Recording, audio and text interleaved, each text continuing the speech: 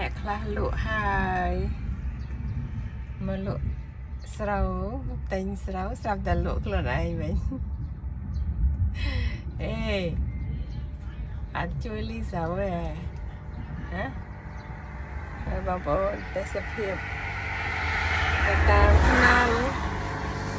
ផ្លូវ41ផ្លូវជាតិលេខ41មកទិញស្រូវគេមិនបានពេញមួយឡានយូរណាស់លោកអើយមួយថ្ងៃទៅល្ងាចនេះទិញឈប់ព្រោះភ្លៀងខ្លាំងឡូវមកទិញតទៀតហ៎ជីវិតអ្នកអ្នកជួញស្រូវ